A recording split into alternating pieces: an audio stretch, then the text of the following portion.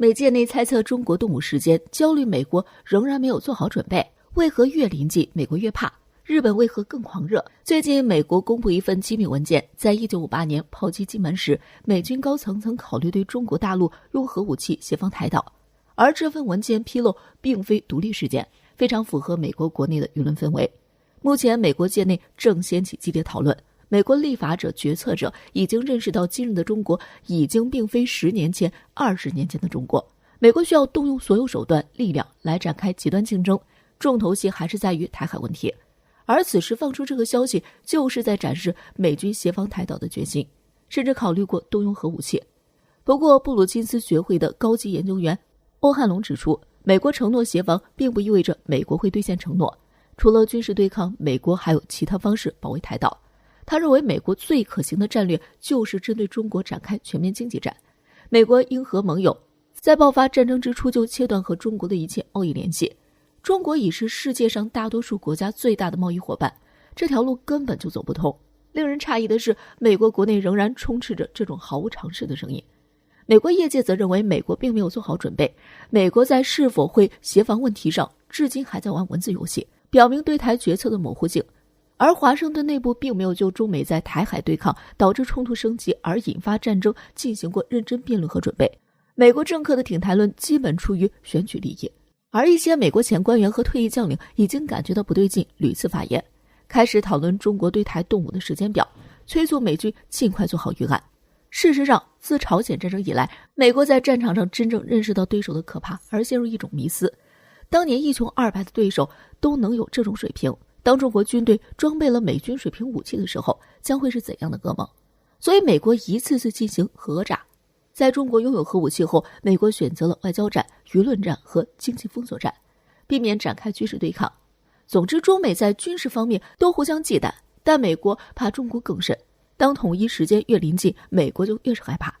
然而相对于美国，日本在台海问题上则显得更狂热。日本不仅放弃模糊政策，甚至表明立场将会为美军介入提供军事援助。需要注意的是，日本不说自己直接进入台海，而是强行把美国也拉上，怕美国临阵退缩。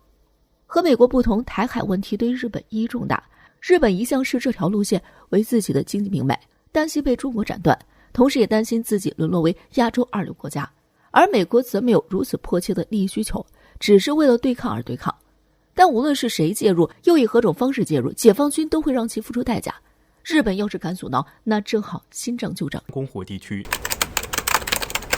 美国欲撕毁与盟友签订的230亿美元军火大单，竟甩锅中国。真正意图是什么？为何说对中国是个机遇？据《华尔街日报》报道，日前有美国官员表示，此前与阿联酋达成了230亿美元军火交易，可能将出现变数。而导致变数的原因是，阿联酋与中国有着过于密切的军火贸易，这引起了华盛顿的警觉。据获悉，在特朗普离任前，批准了与阿联酋一笔天价军火贸易，其中包括50架 F-35战机、18架 MQ-9死神无人机以及其他先进武器。而这笔交易备受外界关注，除了数额很大外，美国也是首次将最先进的战斗机出售给阿拉伯国家。尽管阿联酋与沙特作为美国的战略盟友，但其重要程度还是比不上以色列。美国需要让以色列在中东拥有绝对的军事优势，因此一直不肯对阿拉伯国家开放最先进的武器。如今美国似乎要打破这个规定。当时外界认为，美国此举是为了从中东军事撤离做准备，同时美国也认为阿拉伯国家对以色列的敌意已经消去，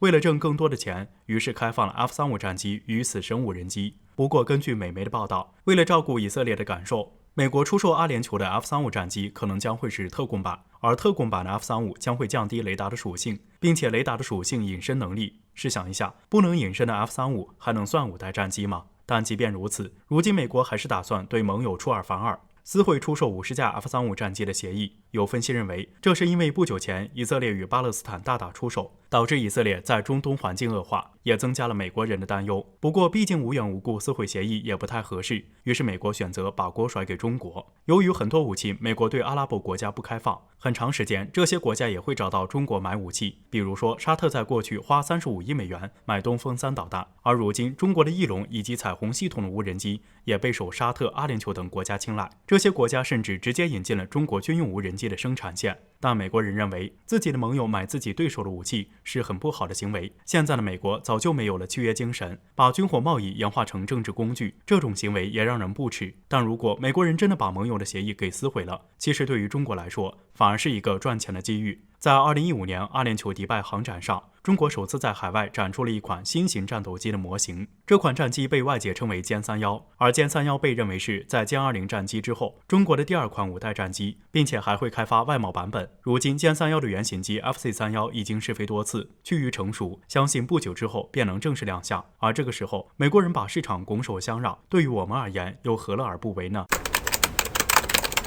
美俄会晤前夕，拜登干了怎么样的一件大事儿？为什么乌克兰称这是俄罗斯的完全胜利？据媒体最新报道，美国终于对外公布了之前一直没决定的美俄会晤时间，称白宫方面已经确定美国总统拜登要与俄罗斯总统在6月16号举行第一次面对面会晤，而会晤的地点就定在了瑞士日内瓦。而就在美俄会晤之前，拜登干了件大事儿，由美国国务院发表声明，称将会赦免对北溪2号天然气管道运营公司以及相关人员的制裁。很多媒体对此分析称，这是拜登为了稳住欧洲盟友，让美国和德国之间的紧张关系得以缓解才做出的决定。而美国也称，这是为了美国的国家利益才做出的决定。对于美国这次发表的声明，俄罗斯和德国方面自然是表示非常欢迎的。但是乌克兰却宛如遭到了背叛，因为这条北溪2号管线一旦完成，对于乌克兰的利益就有极大的损害，也会让乌克兰对俄罗斯的制约显得不再重要。要知道，在管线建设好之前，俄罗斯就已经向欧洲供应了将近40%的天然气，而在北溪2号管线建好之后，俄罗斯就可以绕过乌克兰向欧洲提供天然气了，预计产能会在现在的基础之上翻1倍。之前美国千方百计地阻止北溪2号天然气的建设，就是担心让俄罗斯发展起来，也是担心俄罗斯和乌克兰的矛盾风险被进一步激化。因此在美国的国防法案上，美国都规定了相关制裁的内容，甚至为了制裁这个天然气管线的事情还施压德国，让美国和德国的关系也变得差了。而美国方面对于赦免制裁的事情，拜登是有站出来辩解的，是因为他发现用制裁威胁来对付俄罗斯和德国也没有用，两个国家都不吃这一套。拜登称他们并不能决定德国做什么不做什么。北溪2号管线的建设进度已经达到了95%，因此他认为继续施压德国、制裁德国，只会让美国和欧洲的关系变差。但是这一决定被很多美国国内人士批评称是给俄罗斯送助攻，甚至给拜登戴上了亲俄的帽子。